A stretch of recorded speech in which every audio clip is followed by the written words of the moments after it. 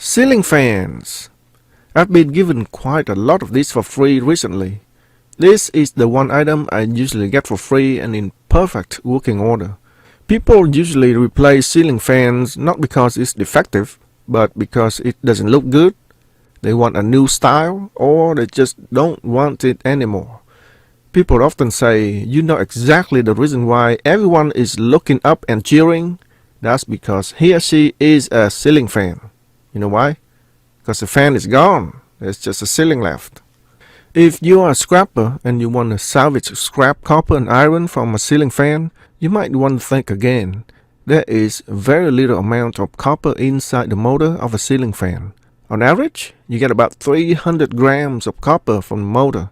That's about half a pound. The rest is just good old iron. Total scrap value is about $2. Absolutely not worth the time and effort you put into it.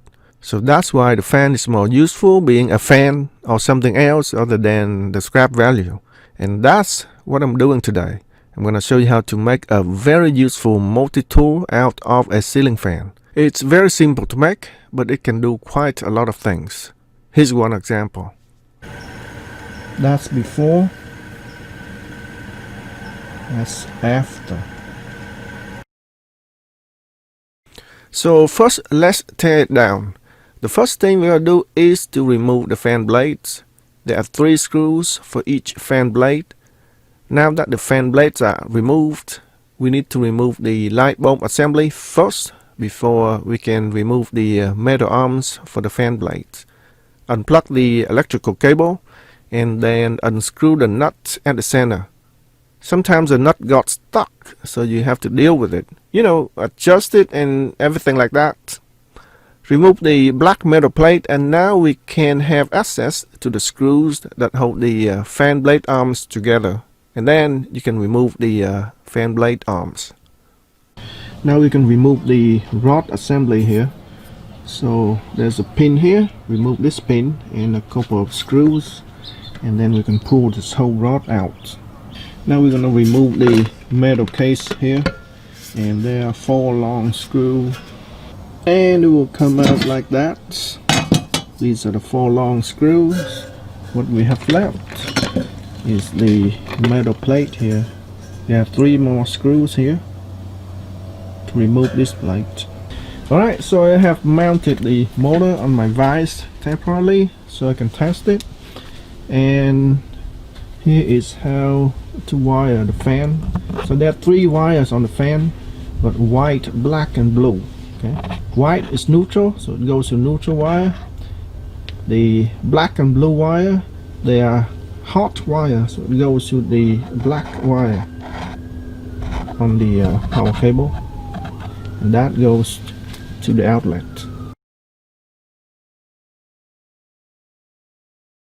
I have plugged it in the outlet, and let's try and see if it works. Let's try the light first. The light works. Now let's try the fan switch. So this fan got 3 speed. Alright, it works. That's speed 1. That's speed 2. Speed number 3 is very smooth and very quiet. My next step is to make a base for the fan so it can stand upright like this. And I'm going to use this to make the base for the fan. This used to be the housing of the motor, and it used to be up here, but I'm going to install it down here, and that will fit in here perfectly. On the bottom of the fan there is a small base. This is where the rod was connected to. So now I can use this to mount this base on, and it will fit in here perfectly. Just like that. And I'm just gonna put my 3 screws on here to mount it on. So here it is. Screws are in, and this is very secure. And I run the cable through the holes here, and voila! Very stable base. My next step is to install sandpaper on the outside of the motor. And this motor has a diameter of 24 inches. So it's best to use a sanding belt that is 24 inches and put it on here. But I don't have any sanding belts. So I'm going to use sandpaper. I cut it into strips so that I can make a belt out of this.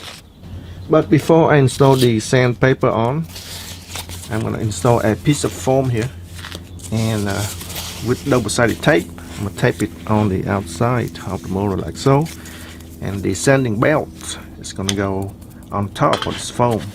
Now, this foam is soft, so it creates some tension on the sanding belt so that it will keep the sanding belt in place.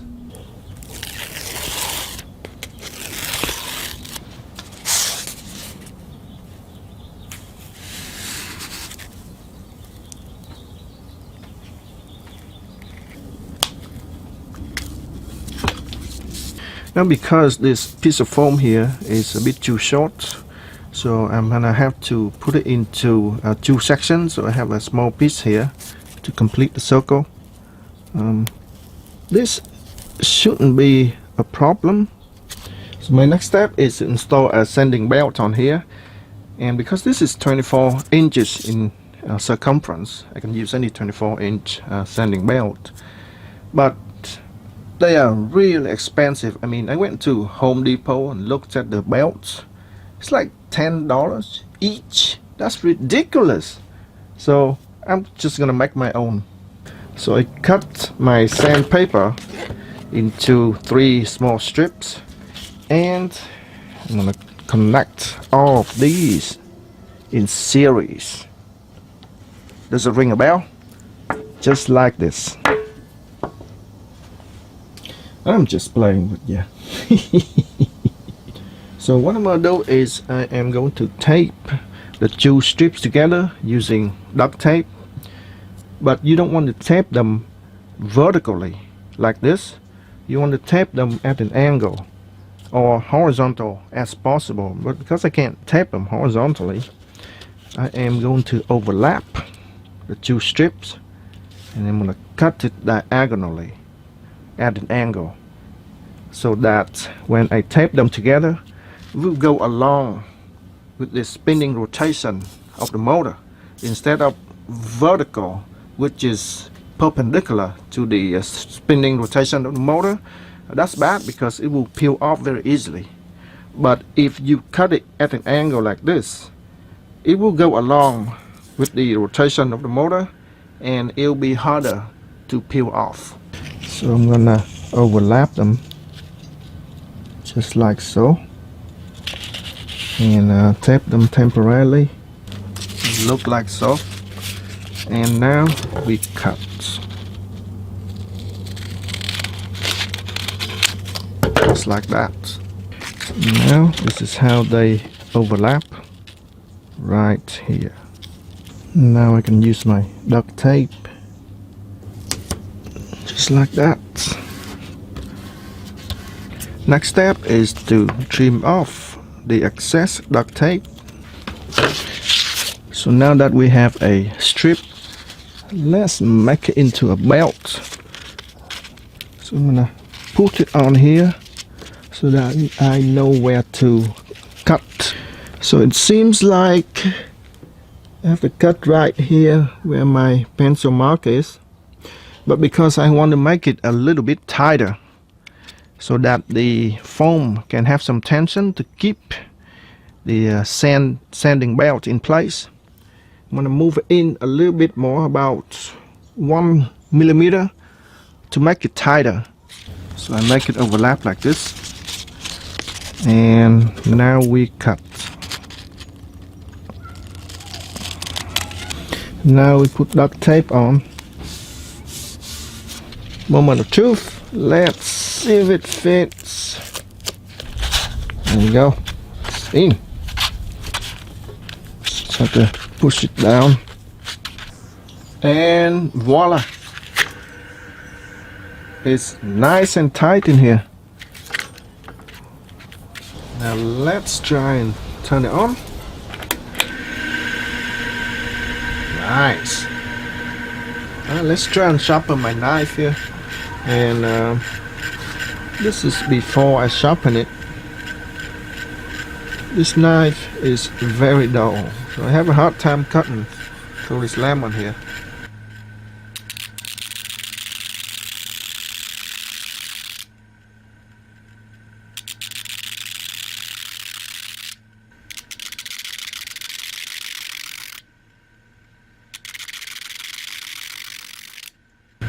I got a couple passes on the knife only. Now let's try this again. And see, it cuts a lot easier now. This is pretty cool. So next I got a rusty hammer here. Let's try this on my rusty hammer.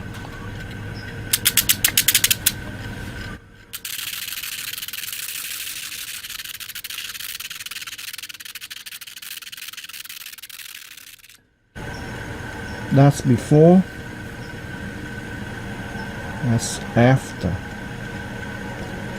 Also, let's say if I cut some metal tube here and I need to deburr it, this will be perfect for that.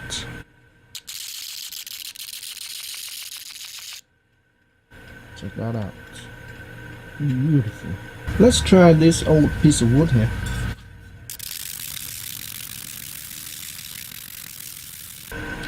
That's before, very rough and dirty.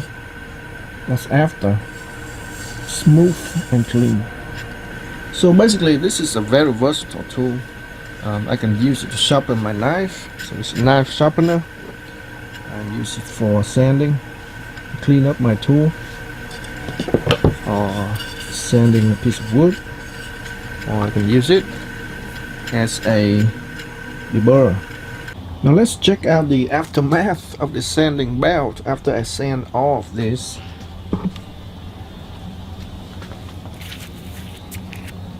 Looks just fine.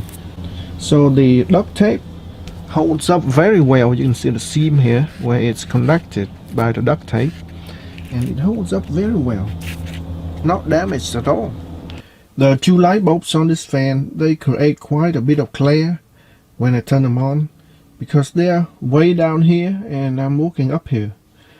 And let me turn it on. Quite bright, but I'm looking down, so I made a bit of lamp shade from a bit of coral plastic. Drill a hole at the center and just push it on. Now if I look from above, which is my usual position when I'm working on this fan, it removes most of the glare and also helps direct light downward. Now because I have turned this ceiling fan into a sander, I still want to make this fan great again. So went ahead and installed a fan blade. And this is just basically a piece of foam like this. And use double-sided tape. And I cut a small slot here and tape the two halves together. Okay, and then I'm gonna drill a hole right there and put on the screw on the opposite sides like so, and I have another blade. So here it is, two fan blades on the opposite sides, and it will blow the air horizontally along the table here. I do a lot of soldering, so this fan will help me blow toxic film away from me while I'm doing my soldering. And because the fan blade's all the way up here, it does not interfere with my sander when I do my sanding.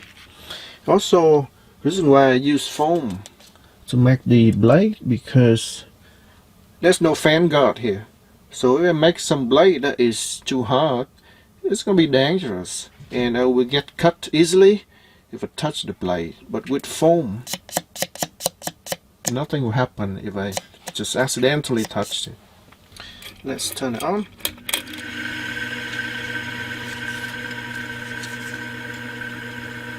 There we go. I can feel the air from here. It's pretty cool. So there you have it, folks. How to turn a ceiling fan into a, how do I call this? It's actually a multi-tool. It's a knife sharpener. It's a deburrer. It's a sander. And it's a work light. Last but not least, it is still a fan. It's not as great as a ceiling fan, but it's still fanning. It helps me blow away all the toxic fume created while I'm doing my soldering. Next video, I'm going to show you what I'm going to do with the rest of the fan. I still have a lot of other parts from the fan. So I got the fan blade, 5 of them. I've got the arm for the fan blade. I've got the housing for the motor. I'm also going to show you what I'm going to do with this light bulb assembly here if I don't use it for this fan. If I remove it and use it for something else. That's going to be interesting, and I will show you that in the next video. That's all for now. Thanks for watching, and I will see you next time.